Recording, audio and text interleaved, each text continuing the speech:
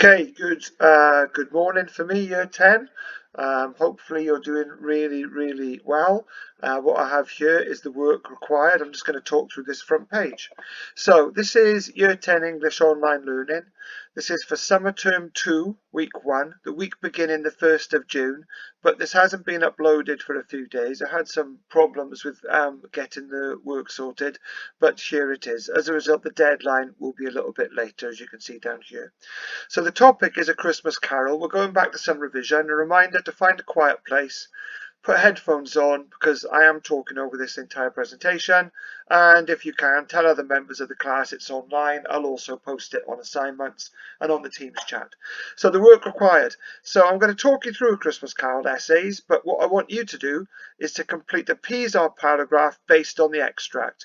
If you want to, you can go on and complete the whole essay, but I'm only looking for a complete PSR paragraph on the extract.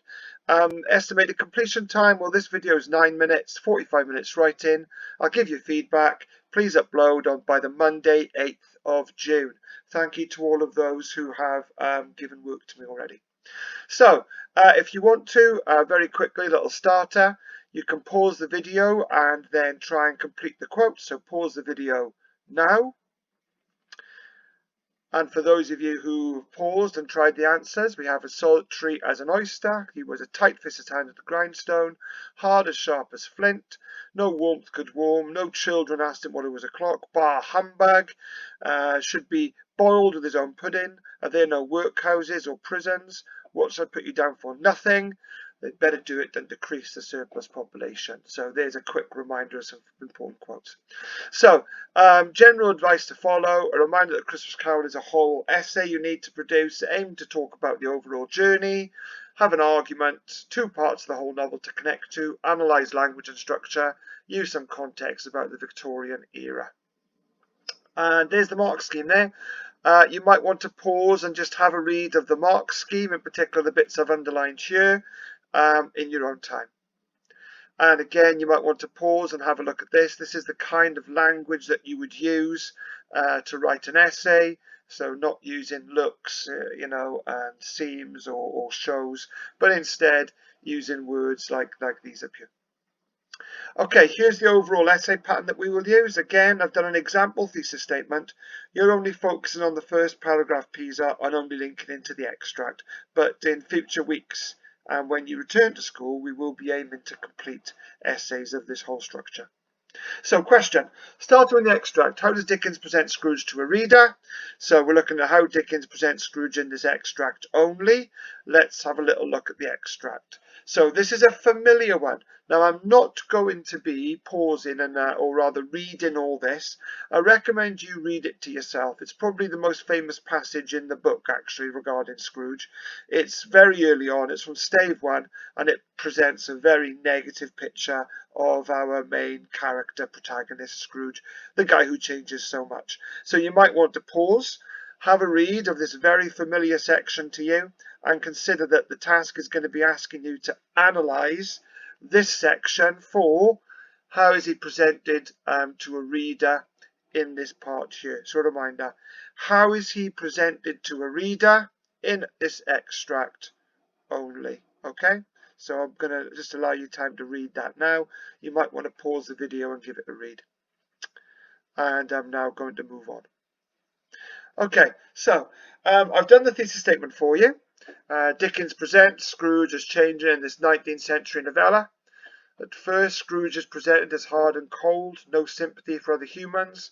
But because of his encounters with the spirits, he goes on a journey of redemption, becoming a kind and warm person. Dickens wanted, so look at these quotes in blue, they are the crucial things to get you going on the thesis statement. Dickens wanted his readers to care more for each other.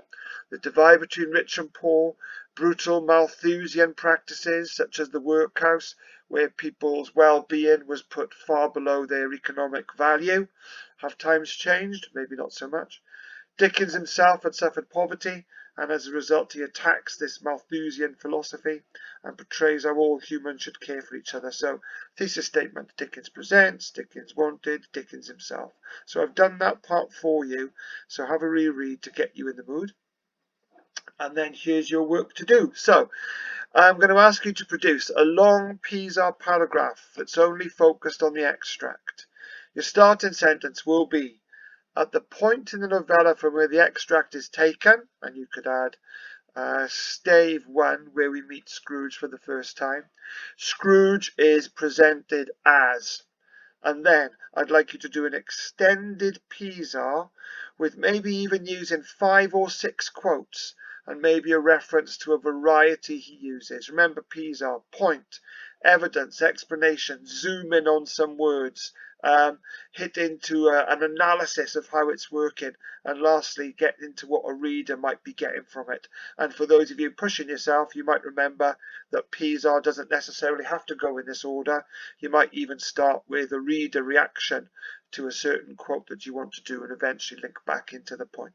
So point, evidence, explanation, zoom in and analyze, and then link to the reader. But again, I'd like you to do more than one of these in a long extended paragraph that shows you can really use those skills of analysis for this main character.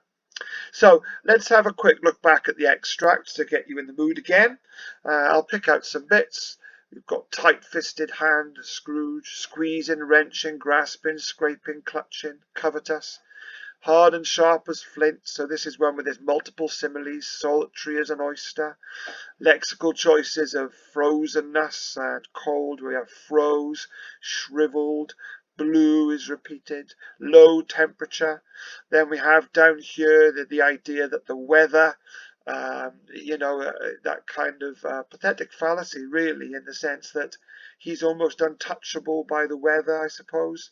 The wind, the bitter wind was no worse than him. The rain was, no worse than him. He's kind of beyond all that. Scrooge never does a lot. He's always stingy. Scrooge never came, or he never rained down much. He was always stingy, and I suppose just very unpleasant. So there's lots here you could use. Okay, so a reminder over here. Complete the Pisa paragraph on the extract. If you want to, go ahead and complete the whole essay. You should have spent now 9 minutes listening to this, a bit more time as well, where you have gone and maybe read the extract by yourself. And then maybe about 45 minutes writing. I will be giving feedback. I won't be marking this out of 30 because it's not a full essay, but I'll be giving feedback on that. And if you could email me or upload to assignments, both are fine, by 5 p.m. at that email address. Okay, so I'm going to end this recording now. Keep the work going, gentlemen. You might have received a phone call off some of the senior leadership team regarding potentially coming back to school, so look out for those phone calls. And also remember, there's live lessons starting next week. We begin the 8th of June, so hopefully keep an eye out on Teams so you know when they are starting. The first ones are on Monday for some option subjects, so if you're not aware of that, please keep an eye on Teams and lots of messages, and hopefully we'll be all seeing you soon. Okay, thanks, bye.